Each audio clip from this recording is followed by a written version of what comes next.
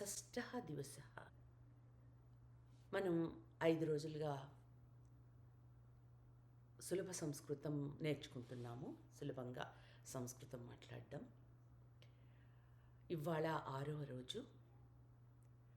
ఒక్కసారి మనం ఏమి నేర్చుకున్నామో ఒక్కసారి స్మరించుకుందాం. మొదటి రోజు ఏం చేశాను? మమ నామ అని నా పేరు చెప్పుకున్నాను. మమ నామ. తర్వాత అలాగే సార్ మీ పేరేంటి, మేడం మీ పేరేంటి అని అనడానికి భవతః నామ కిం, అలాగే మేడంని భవత్యాహ నామ కిం అని రెస్పెక్ట్గా అడిగాం మనం.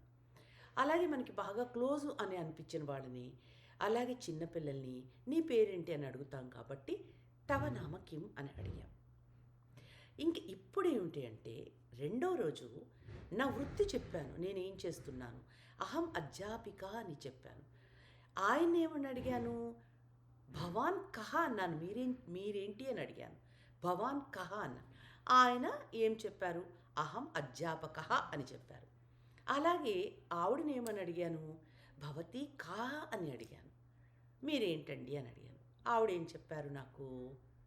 అహం అధ్యాపిక అని చెప్పారు. అంటే స్త్రీలింగానికి ఆకారము, పుంలింగానికి కహ అని క్వశ్చన్ చేశాను నేను. అట్లాగే చెప్పేటప్పుడు కూడా ఆడవాళ్ళు కా అని చెప్పారు, అధ్యాపిక అని చెప్పారు. అట్లాగే మేల్ పర్సన్ అయితే అధ్యాపక అని చెప్పారు. అదేవిధంగా బాలక, ఛాత్ర, వృక్ష, సింహ అని అట్లా పుంలింగానికి మనం విసర్గలు వస్తే పుంలింగంగా, ఆకారం వస్తే బాలిక, ఛాత్ర, అధ్యాపిక, గాయిక, ఆకారం వస్తే స్త్రీలింగం. అన్ని ఆకారం ఎక్కువగా వస్తుంది. అలా అని ఈకారాంత స్త్రీలింగం కూడా ఉంది. నళిని, మాలిని, ఇట్లా ఈకారంత నది స్త్రీలింగం, అట్లా ఈకారంత స్త్రీలింగం ఉంది. కానీ మనం అది చెప్పుకోలేదు. ఆ తర్వాత ఏం చేశాము? ప్రథమ పురుష నేర్చుకున్నాం. ఫస్ట్ ప్రథమ పురుష ఎవరు? మనం ఎవరి గురించి అయితే మాట్లాడుతున్నామో వాళ్ళ ప్రథమ పురుష అన్నాం. అంటే ఒక పురుష గచ్చతి, బాలక గచ్చతి, ఛాత్ర పఠతి. ఇక్కడేం చెప్పాము? ఆమెని మహిళా ఖాదతి,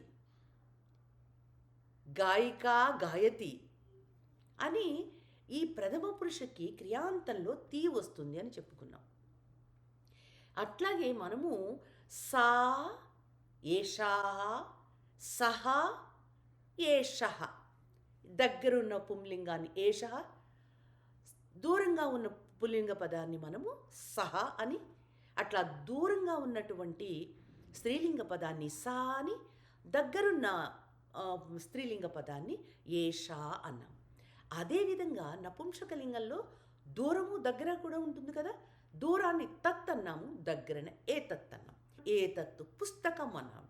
దూరంగా ఉంటే తత్ ద్వారం అని అని మనము నపుంసకలింగం వస్తే అని.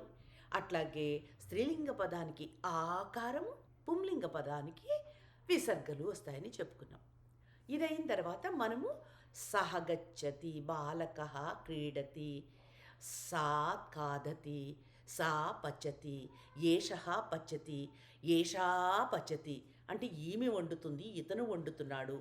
సహ గచ్చతి అతడు వెళుతున్నాడు, సా గచ్చతి. ఏతత్ లలాటం, ఏషా నాసిక, ఏతత్ వదనం, ఏతత్ లలాటం, ఏషః శిరః.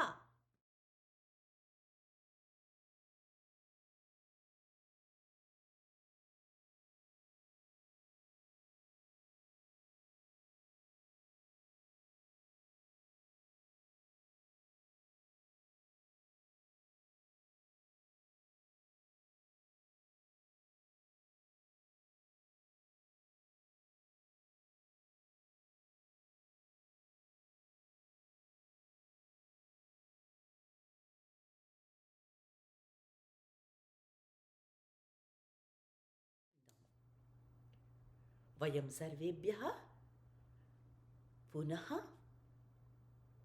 శ్వః మిలామః. మీకు 5వ రోజు పాఠంలో నేను కొన్ని స్క్రీన్ మీద ఇచ్చాను, మధ్యలో ఇచ్చాను. ఆ మధ్యలో ఇచ్చి వెనకాల ఏ మ్యూజిక్ ఇవ్వలేదు. మీరు మీ ఫోన్‌లో రికార్డ్ చేయండి. అది చదివి రికార్డ్ చేసి నాకు పంపిస్తే నేను దాని వెనకాలేస్తాను. ఫ్యూచర్‌లో అది మీ వాయిస్ వినపడుతుంది. స్వహం మిలామః, కదా మిలామః, పునః ఎప్పుడు కలుద్దాము?